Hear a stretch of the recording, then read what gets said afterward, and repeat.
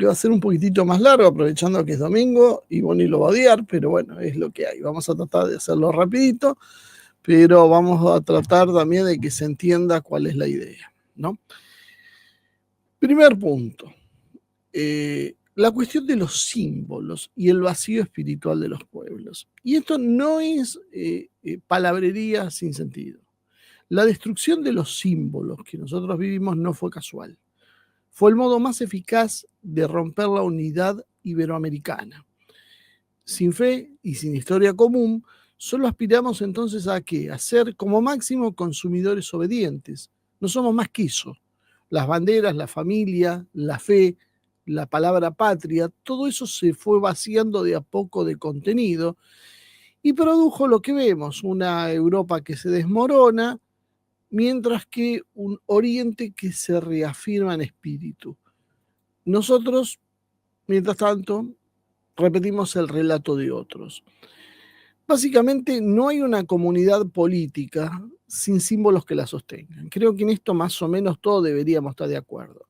Las banderas, los héroes, que si no los tenemos que inventar, les cuento. Para algunos que discuten, yo creo que más allá de la verdad histórica que podemos dejar a los académicos, buena parte se construye desde lo simbólico y se inventan, si hace falta, grandes héroes, porque lo que necesitamos son ejemplos.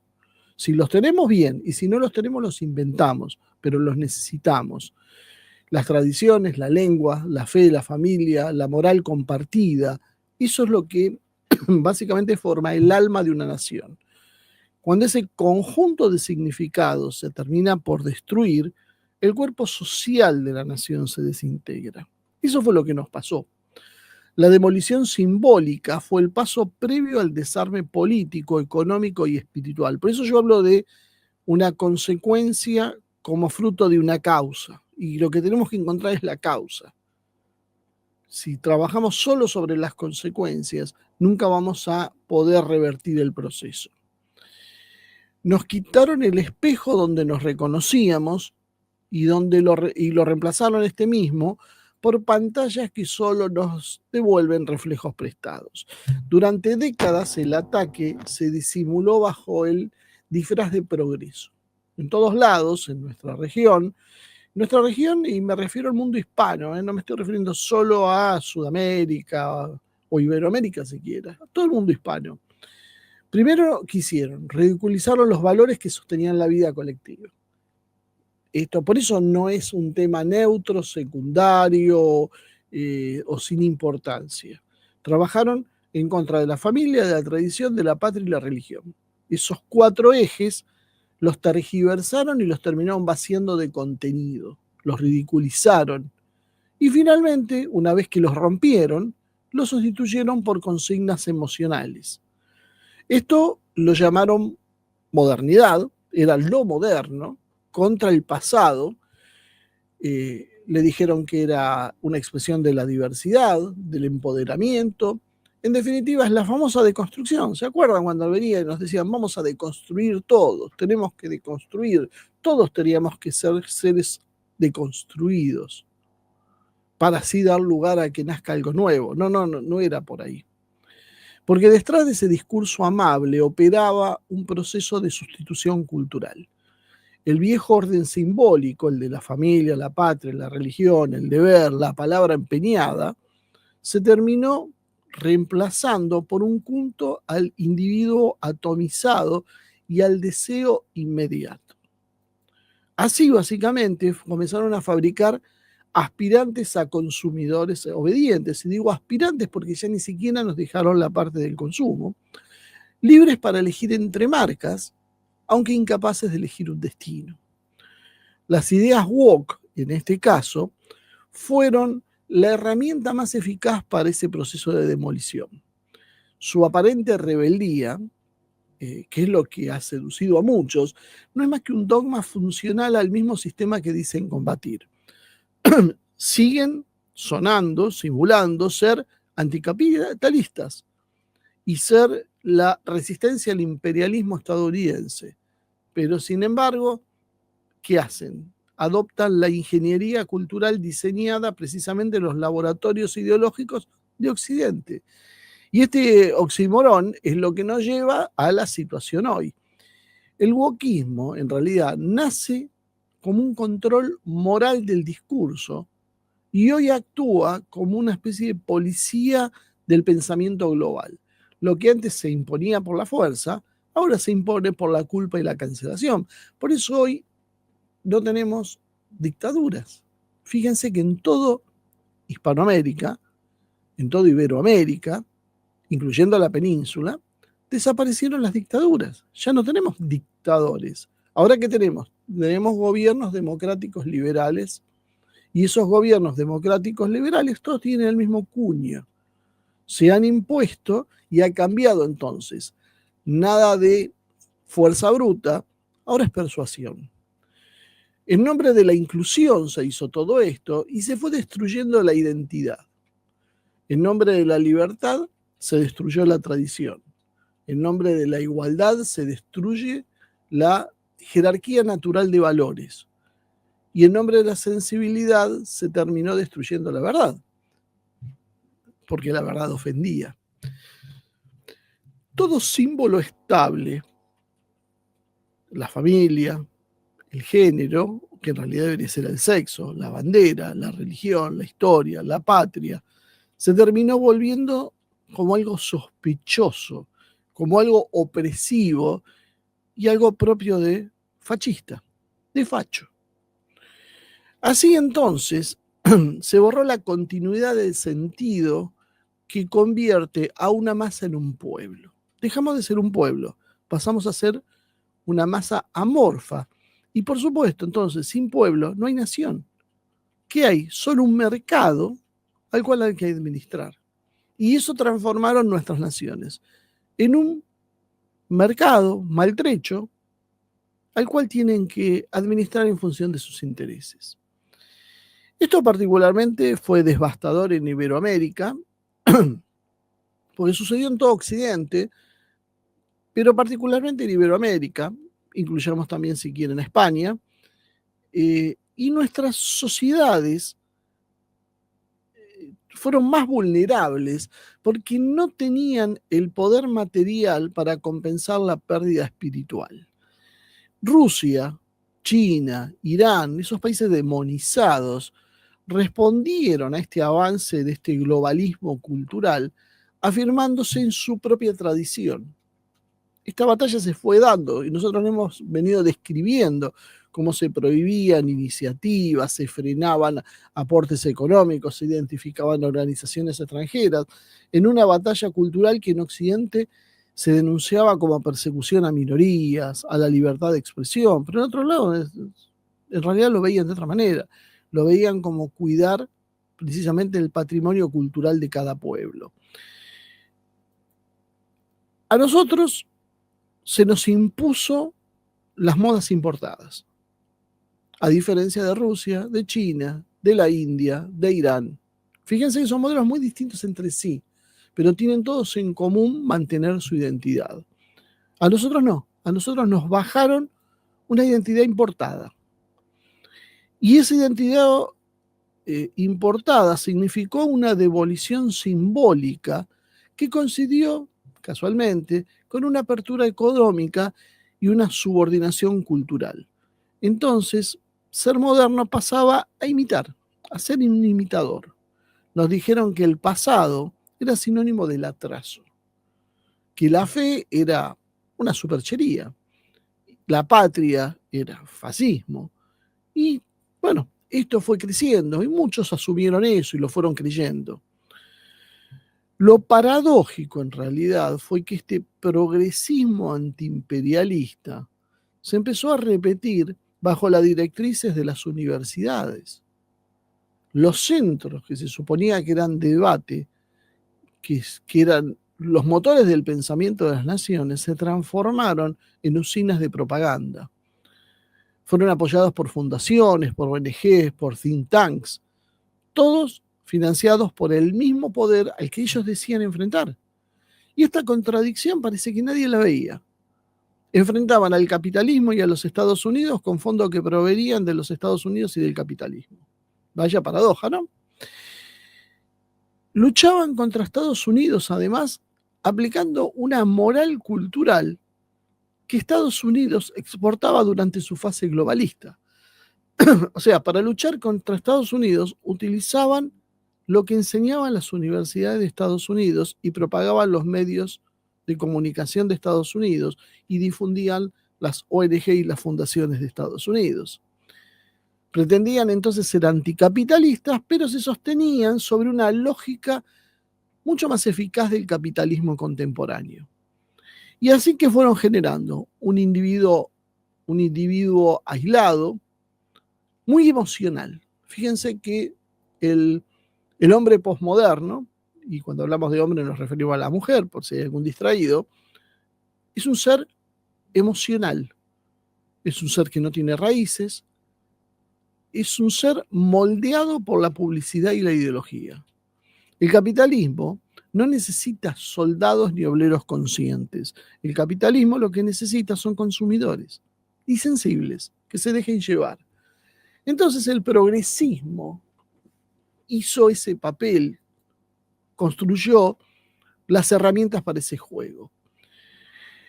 Pero claro, no estaba el progresismo solo en la cancha. Había otro polo, los libertarios o los neolibertarios o neoliberales o cualquier forma de esa expresión de los anarcocapitalistas, como le quieran llamar, que copiaron el discurso de la derecha de los Estados Unidos. En lugar de comunidad, esta gente veía y pedía y reclamaba competencia. En lugar de tradición, que tenían un mercado para ofrecer. Y en lugar de pertenencia, eran emprendedores. Si el progresismo es la versión moral del globalismo, el libertarismo en realidad es su versión económica. Dos caras de un mismo patrón civilizatorio. Y esto es lo que no podemos perder de vista. Dos caras incapaces de comprender que una nación no se reduce ni a fragmentos de identidades, ni a contratos de interés. Ninguna de las dos cosas es una nación. Ni el respeto a los contratos ni los derechos individuales. Ese falso enfrentamiento entre progresistas y libertarios se tradujo, para quienes tal vez no quieran en tanto eufemismo y quieran un nombre concreto, en kirchneristas y liberales, mileístas, macristas, entre demócratas o trampistas en Estados Unidos. Podríamos decir entre lulistas y bolsonaristas en Brasil, y tampoco nos equivocaríamos demasiado. Es básicamente una importación de la grieta de la sociedad estadounidense. El progresismo iberoamericano se alineó entonces con los demócratas como Joe Biden, como George Soros y como los magnates de Silicon Valley. Por otro lado, el libertarismo se alineó tras un trumpismo empresarial con eslóganes de libertad abstracta.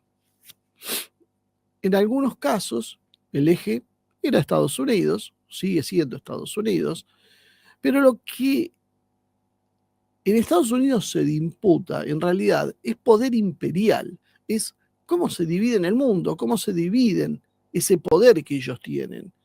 Y acá, en nuestros países, es apenas un teatro político, porque no disputan nada. Nosotros aplaudimos a un bando u a otro, pero siempre seguimos siendo colonia cultural.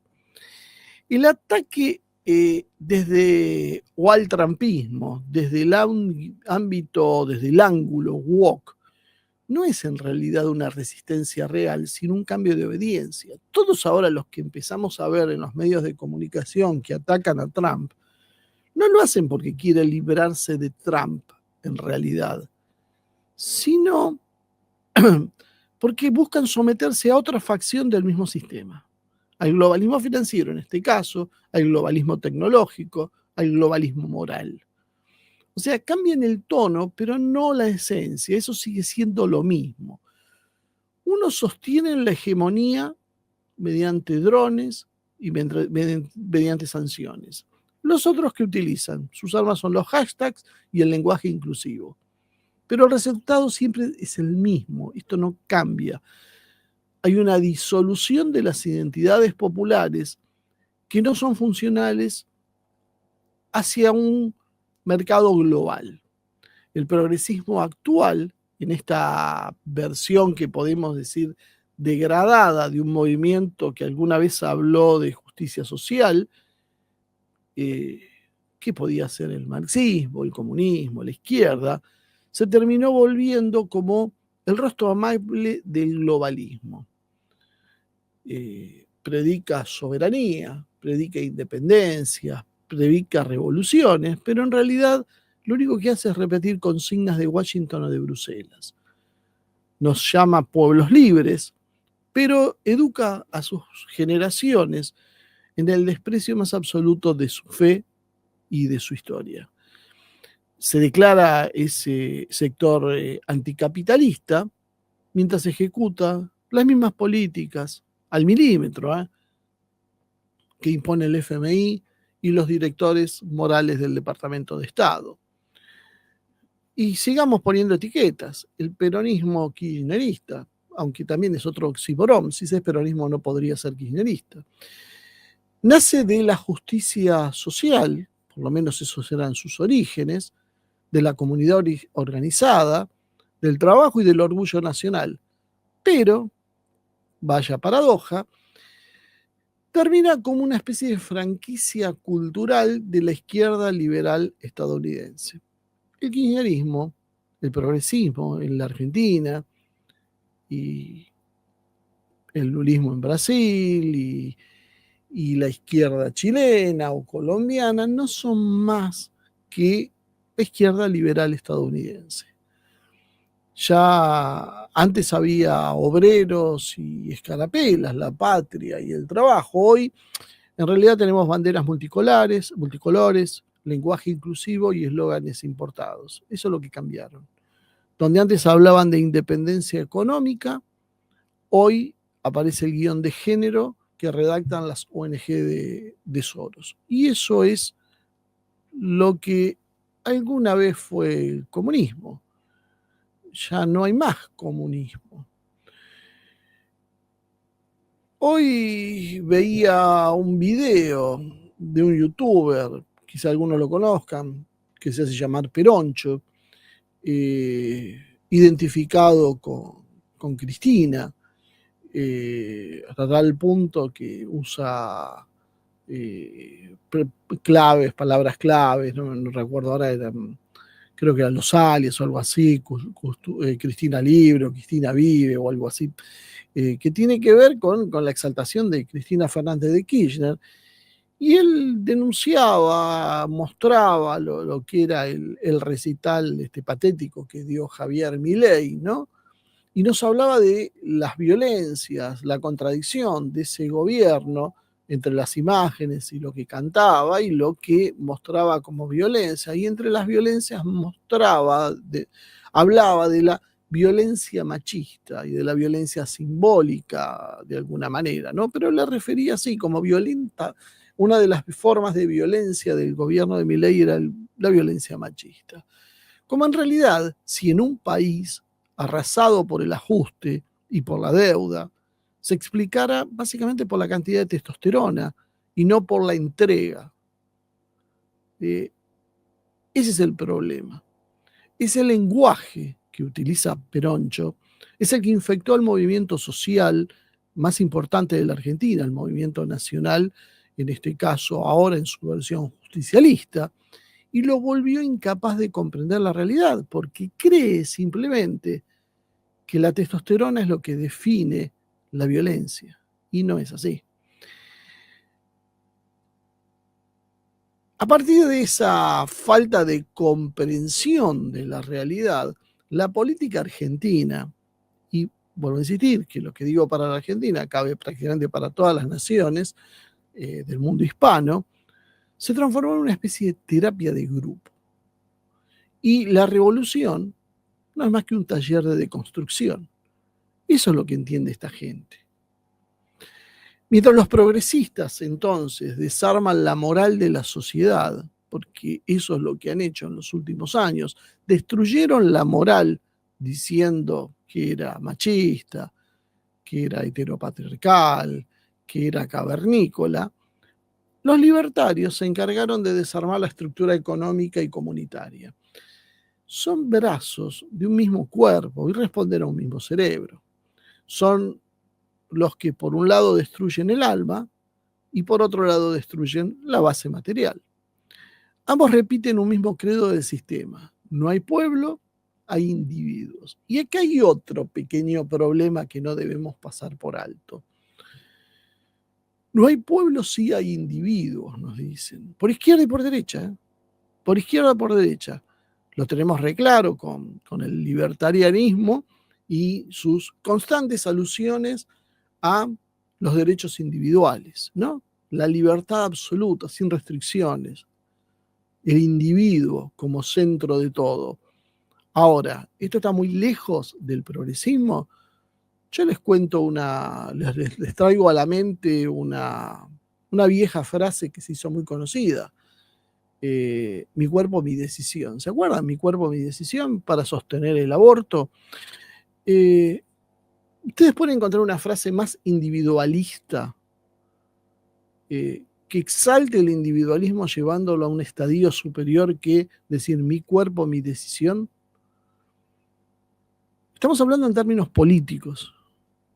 Parece que mi cuerpo, mi decisión pasa por encima del impacto que eso puede tener en la sociedad, dado que la cantidad de individuos, la juventud promedio de una sociedad, son factores excluyentes para entender cómo un país puede ser soberano y cómo puede tener futuro o no. No se mide el impacto entonces en la sociedad, no se mide el impacto en el Estado, no se mide el impacto en la familia, ni siquiera en la vida de un ser humano por nacer. Solo importo yo y mi opinión, mi cuerpo, mi decisión. Y esto era el colectivismo, nos decía, ¿no? Curioso colectivismo donde se pone sus bases sobre el yo absoluto. Por eso, Milei en realidad no es lo contrario del kirchnerismo. Es en realidad su sucesor, su consecuencia natural y lógica. Es el vacío político que se produjo por casi 20 años de una impostura progresista. El progresismo, entonces, entregó el sentido de patria al globalismo demócrata. Milei entrega la soberanía al globalismo financiero, dos rutas distintas hacia un mismo camino. Un buen camino que además se repite con Lula en Brasil, con Petro en Colombia, con Sheinbaum en México, con Boris en Chile. No hay diferencias. ¿Ustedes creen que hay diferencias con gobiernos conservadores? Hay una retórica más suave o más dura según sea el gobierno, pero la subordinación al relato moral, que es lo que importa, al relato moral del progresismo, es absoluta. Fingen todos luchar contra el capitalismo, pero mantienen intacto su núcleo. Destruyen la identidad de los pueblos y generan dependencia cultural. No cuestionan seriamente el sistema financiero, no cuestionan seriamente el papel de la OTAN o de las Big Techs. En realidad lo que hacen es administrar una cuota de discurso progresista dentro de los límites del imperio cultural. Mientras tanto, el pueblo común, el de la calle, el que trabaja, el que canta el himno y todavía lo cree, el que se pone una camiseta argentina y siente orgullo por su tierra, quedó huérfano. Los símbolos que lo unían se vuelven entonces como objetos meros objetos de burla o signos de opresión. Porque como decíamos antes, tener una bandera es de facha, de facho, en la Argentina, desde facha en España. Era muy curioso entender que, por ejemplo, uno estaba en España, por eso hablo de la universalidad en el mundo hispano de estas cuestiones, ¿no? Poner una bandera española significa ser facha. ¿Cómo la bandera de tu país significa ser facha? Cantar el himno es ser un militarista, creer en una religión es ser un retrógrado, y ambicionar una familia es aceptar la heteronorma, la historia violenta que nos ha construido, nos dicen. Y así entonces construyen un nuevo orden, porque sin pueblo, sin raíces, cualquier sociedad va a estar lista para aceptar cualquier moral importada. Entonces, podemos plantear si esto es un error o no, o es parte de un proyecto. Probablemente es esto. El globalismo, que son las finanzas internacionales, esas finanzas sin patria, necesitan disolver las identidades para poder gobernar desde un centro invisible. No hay lugares territoriales, no hay fronteras. Todos tienen entonces que hablar un mismo lenguaje moral, que es el del progresismo indefinido. Ahí no hay rebeldías. Si todas las luchas se transforman en luchas por derechos abstractos y no por soberanía concreta, el poder económico termina siendo lo que le viene en ganas.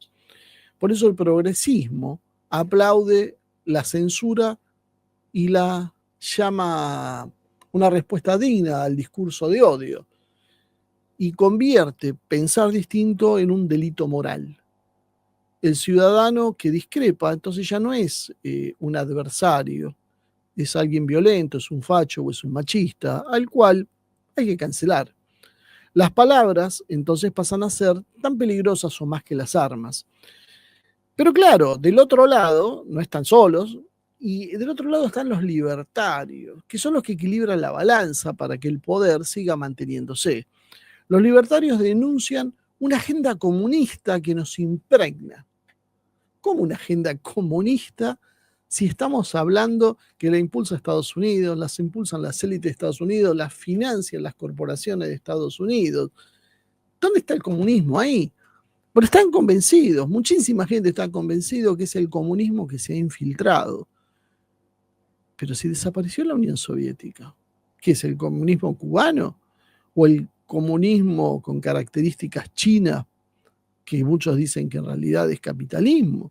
¿Quién es el que controla el comunismo? Es una cosa muy curiosa, porque cuando nos hablan de Soros, no parece ser exactamente un comunista Soros.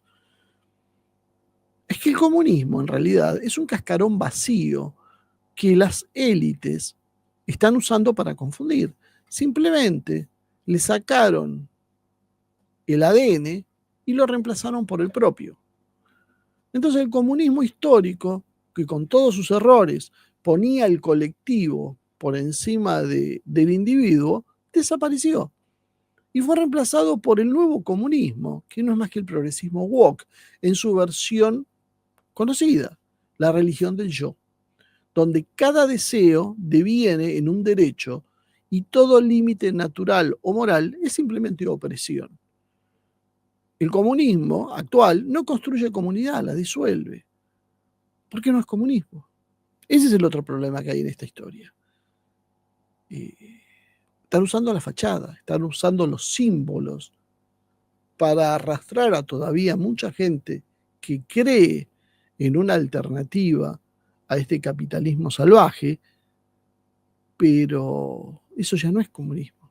Eso es el lobo disfrazado con piel de cordero, pero es exactamente lo mismo. O no sé si piel de cordero, porque la verdad se le ven escamas y se le ven otras cuestiones que no es precisamente la del cordero. Los libertarios, entonces, terminaron por explotar esta confusión y se erigieron en guardianes de la libertad. Es muy curioso, pero estos libertarios son cómplices del mismo sistema. Ellos denuncian a los comunistas, que inventan, porque en realidad son parte de lo mismo. Uno habla desde el moralismo, desde el yo deconstruido, y los otros desde el egoísmo del yo emprendedor. Pero los dos hablan de lo mismo. Y saco otro ejemplo, como antes puse a Peroncho, hoy del otro lado podemos poner a Danan, un arrepentido de haber promocionado a Milei y que hoy critica a Milei por destruirle esas ideas tan sagradas del libertarismo en la que cree él y su familia, según ha dicho alguna vez. Y en realidad lo que Danan encarna, eso es el doble juego. Y nombro a Danan porque me parece es un ejemplo muy transparente de esta posición, porque Laje es lo mismo, hay unos cuantos, pero creo que en Danan se ve mucho mejor, porque Danan es el rebelde antiprogre, combina esas dos cosas. Pero mientras es un rebelde antiprogre, termina por consolidar ese mismo orden liberal libertario que convierte a las naciones en franquicias y personas en mercancías. Entonces, él habla de la dignidad humana en nombre o como contraposición a las ideas woke, pero no ofrece nada más que personas como mercancías, diciendo que eso es el yo y el individuo que exalta.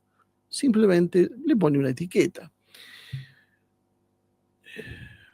Rusia comprendió cuál era el poder real y entendió que uno no identifica, no edifica un poder en base a eslóganes, sino con símbolos. Y esto es muy importante. Se derrumbó la Unión Soviética. Pero ¿cuál fue la verdadera causa de la caída soviética? Se han escrito infinidad de tratados y hay discusiones. Hay una cosa real y creo que pocos lo están abordando, por lo menos con tanta franqueza y simpleza, porque a veces son largos tratados que por ahí uno puede concluir que esta es la respuesta, pero en realidad se diluye entre tantas comparaciones. Es muy clarito, muy fácil, muy corta la respuesta. La falta de espiritualidad fue lo que hundió la Unión Soviética. La Unión Soviética tenía fuerza material, era tal vez el ejército más poderoso del mundo. Tenía una enorme disciplina interna, tenía una base material e inclusive tenía una economía bastante más justa que la de Occidente, donde, bueno, quienes han conocido, quienes tienen amigos rusos que han vivido la etapa soviética y viven la etapa hoy, te cuentan las diferencias y son casi 2/3 los rusos que hoy añoran la Unión Soviética. Un dato que en Occidente se cuida de no tener en cuenta, porque los soviéticos rechazaron la Unión Soviética, pero años después se dieron cuenta que lo que había del otro lado era peor. Y esto no es culpa muchísimo de los crímenes que hizo la Unión Soviética, de los errores, la contraprestación, la confrontación con la religión, la persecución a quienes pensaban diferente, hubo muchos errores, la burocratización, pero la realidad es que la Unión Soviética no cae por cuestiones materiales, no cae porque sus fuerzas armadas sean inferiores. Los tiempos de escasez soviético en realidad no eran más que el reflejo de esa crisis espiritual. La Unión Soviética fue fruto de esa falta de espiritualidad. Por eso Putin, cuando llegó, puso el acento en la continuidad espiritual rusa, en su historia, en su lengua, en su iglesia, en sus héroes, en su orgullo, en su tradición. No negó la modernidad, pero la subordinó a un marco civilizatorio propio. Sin fe, sin tradición y sin relato común, la sociedad se atomizó y se volvió al campo de una maniobra externa. Y Occidente allí la pudo vaciar de sentido en nombre de la corrección política y el nihilismo moral. El resultado, en Occidente lo vemos, sociedades divididas, inseguras, incapaces de definir qué es un hombre y qué es una mujer, y qué merece respeto o que no, qué es la patria. No casualidad, entonces, no por casualidad Putin toma estos ejes, porque entiende qué le pasó a la Unión Soviética y la Federación de Rusia que él está construyendo, la está vacunando contra esos problemas precisamente. Una vez que fue reconstruyendo esas bases espirituales, de la mano vino el desarrollo de la potencialidad rusa. Por eso Rusia crece, por eso Rusia enfrenta una guerra, por eso Rusia resiste sanciones, porque Rusia tiene una base mucho más fuerte. Iberoamérica está a un paso del suicidio cultural. Puede todavía reaccionar y recuperar su alma, pero debe entender que el enemigo no es Trump, pero tampoco es Biden. No es la izquierda, ni tampoco la derecha, en abstracto al menos. En realidad el enemigo es el vacío y la ausencia de sentido propio, el no tener identidad, el no saber qué se es, qué se quiere, hacia dónde se va. Porque mientras la política gire en torno a ideas con etiquetas importadas, solo vamos a ser peones de un juego ajeno. Reconstruir el alma de Iberoamérica, así como hizo Rusia, implica recuperar la pertenencia, recuperar valores como el sacrificio, la fe en la trascendencia. Sin idea de trascendencia no hay nada. Y respeto por la jerarquía simbólica, porque necesitamos un ordenamiento mínimo. Estamos viendo los resultados de la anarquía social, lo que empieza a traer, por ejemplo, en nuestras aulas. No se trata entonces de volver al pasado, sino de volver a tener pasado. ¿Qué es la diferencia? No queremos volver a ser lo que éramos, queremos recordar lo que fuimos. Y a partir de ahí, no negar la modernidad, sino domesticarla y poner a nuestro servicio lo que se pueda. No tenemos que copiar modelos extranjeros, sino crear los propios cimientos sobre bases más firmes. Entonces, esto empieza con una decisión política y espiritual. Dejar de hablar primero del lenguaje del enemigo. No podemos tener que pedir permiso o sentirnos avergonzados para decir la palabra patria o familia o fe, como nos sucede a muchos, le sucede a muchísimos argentinos. Dejar de suponer que tener raíces significa ser un atrasado. Dejar de medir la moral en función de las tendencias y lo que opinan las redes sociales. Los símbolos no son decoración. No es porque alguien está aburrido que utiliza símbolos. En realidad son las estructuras invisibles que constituyen el andamiaje de una civilización. Cuando se profana esos símbolos, en realidad lo que se está haciendo es disolviendo al pueblo. Y cuando se los recupera, ese pueblo tiene un ambiente para renacer. Hoy Europa se va derrumbando bajo el peso de la culpa, de su culpa, ¿no? Mientras Oriente reafirma su espíritu. Rusia, China, India, Irán avanzan hacia modelos en los cuales ellos saben muy bien quiénes son y qué quieren. Nosotros, mientras tanto, como decíamos antes, discutimos categorías ajenas. No hay futuro sin identidad, no hay identidad sin símbolos. La reconstrucción no empieza en la economía ni en la política. Y esto es lo que creo que nos tiene que identificar. Empieza en el alma. Lenguaje, educación, templos, hogares, canciones, fechas patrias.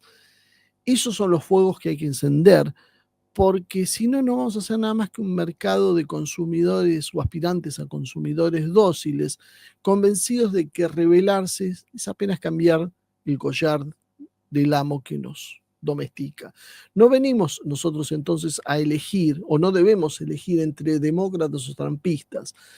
Tenemos que recuperar el alma de los pueblos. Lo demás es solo ruido que distorsiona la comunicación. Ambas corrientes, las liberales, las progresistas, sirven a un mismo patrón de poder. El progresismo destruye entonces la moral y el libertarismo la base económica y comunitaria. Uno reemplaza la virtud por la corrección, el otro la justicia por la competencia. Pero ambos vacían de contenido a la patria, a la nación. La reconstrucción no puede ser tibieza, debe ser una síntesis nueva, enraizada en la tradición iberoamericana. Por eso tampoco podemos copiar modelos extranjeros, ni rusos, ni chinos, ni de ningún lado. Tenemos que generar el nuestro, el propio, de acuerdo a nuestra tradición. Y ese movimiento, esa tradición, tiene que recuperar un espíritu cristiano sin ser un clericalismo vacío o aparente, una justicia social que no sea un clientelismo, un patriotismo que no sea un chauvinismo y una autoridad que no sea autoritarismo. Un movimiento que una lo que el globalismo separó, que es la fe y la razón. el Estado y el pueblo, el orden y la libertad, la moral y la política. La fe no como un dogma impuesto, sino como una conciencia de trascendencia, sin algo que sea superior al deseo. No habrá nada que subsista, todo se va a derrumbar.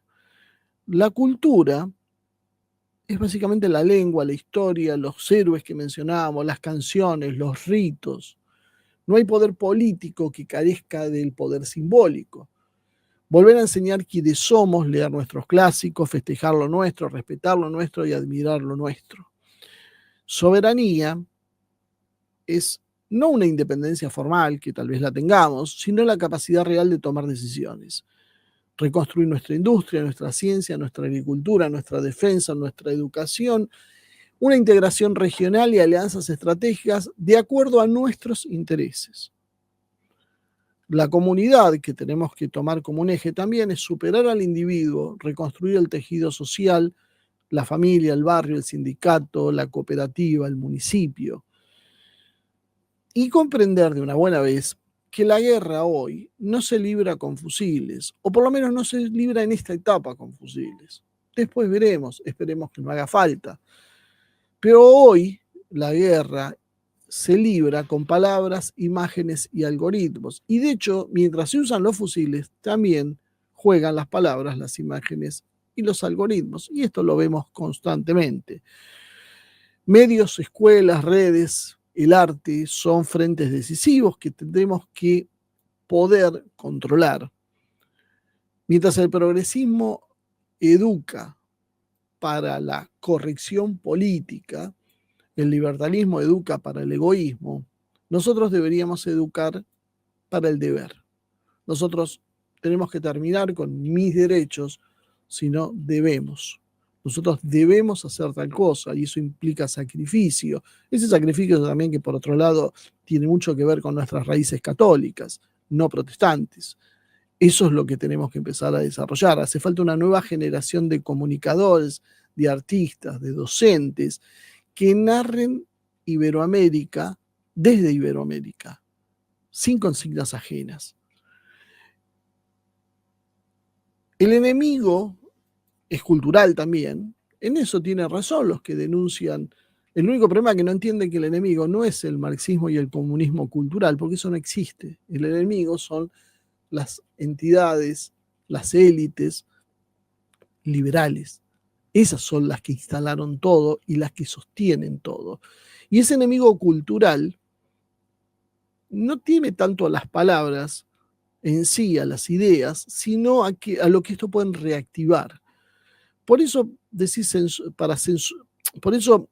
censurar patria, orden, honor, deber, virtud, es lo que a veces intentan hacer, porque ese idioma, ya mencionar esas palabras, empieza a construir un proceso de resistencia.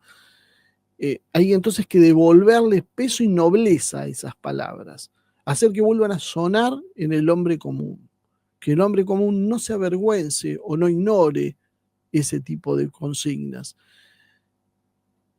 El día que tal vez nuestra juventud vuelva a hablar de la patria con orgullo, habremos ganado un round contra este globalismo. Y además hay que entender que no hay proyectos sin dirigencia, lamentablemente. Se necesitan generar cuadros políticos, pero a diferencia de los actuales, no cuadros electorales, cuadros con cabeza estratégica, cuadros que sepan leer la geopolítica, que entiendan la filosofía, que conozcan la economía y que entiendan la moral, que miren décadas por delante, no la próxima elección a fin de mes. Tiene que morir el político en términos figurados, vamos a decirlo, para que nadie entienda que esto es un llamado a cometer un crimen, pero debe morir el político profesional que hoy nos controla, que hoy nos rige, y debe ser reemplazado por un dirigente civilizatorio que no administra encuestas, sino en realidad el destino del país. El trabajo, como lo conocemos, merece un párrafo en este esbozo de proyecto para empezar a reconstruir a la Argentina y a Iberoamérica. El trabajo, tal como lo conocimos, está siendo rápidamente desplazado por la automatización, la inteligencia artificial y la tecnología en general. Volver al pleno del siglo XX es una ilusión, es desconocer el cambio civilizatorio que se está produciendo. Pero esto no significa resignarse a la exclusión ni dejarnos ganar porque el progreso solo va a beneficiar a una pequeña minoría elitista, tecnológica. Hay que redefinir entonces el trabajo como participación justa dentro de la producción colectiva de valor, pero no como una obligación mecánica exclusivamente. Si las máquinas hacen lo que hacía el hombre, la pregunta entonces ya es política. ¿Quién se va a apropiar del trabajo liberado y de los beneficios generados? Es tan simple como eso. ¿Quién gana con esa tecnología? El desafío del modelo iberoamericano, y esto inclusive nos podemos diferenciar de otros modelos culturales en pugna, no es competir con los algoritmos, sino garantizar que ese desarrollo tecnológico se traduzca en bienestar social, no en una concentración de riquezas.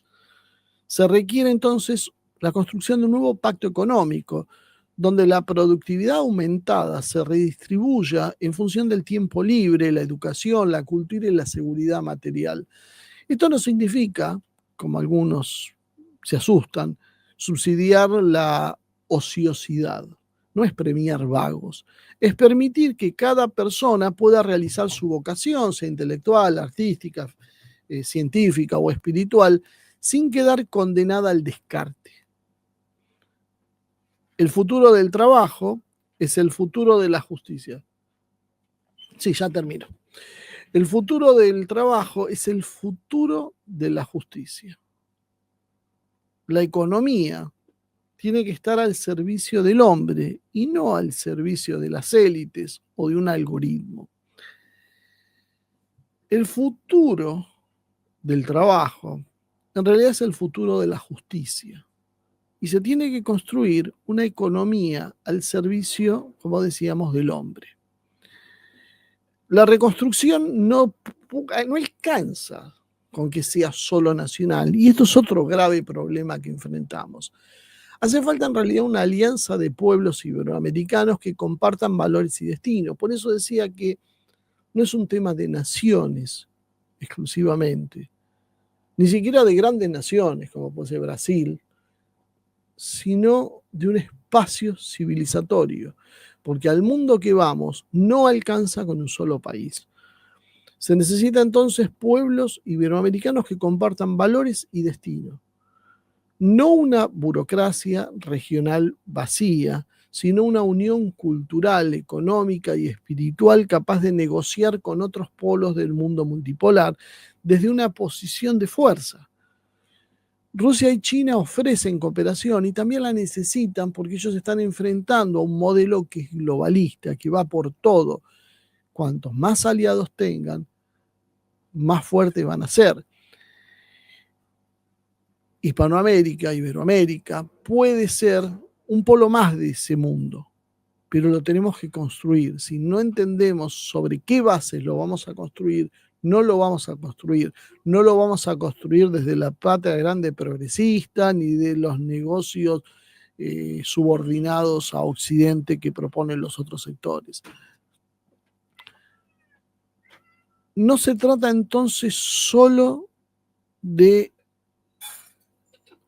optar con la dependencia, entre la dependencia con Estados Unidos o el enfrentamiento estéril. Debemos tener una identidad propia. No se trata solo de resistir, sino de construir un modelo iberoamericano que combine la espiritualidad, la justicia y la soberanía. Un orden moral donde el individuo encuentre el sentido de comunidad, una libertad que tenga una raíz moral y un progreso que sirva al hombre, no al revés. Y ese es un desafío que tenemos que cumplir, unir lo que el liberalismo fragmentó y lo que el progresismo pervirtió. Los imperios caen cuando dejan de creer en sí mismos, los pueblos renacen cuando comienzan a recordar quiénes son. El mundo multipolar que nace necesita de una Iberoamérica despierta, orgullosa de su historia y consciente de su misión.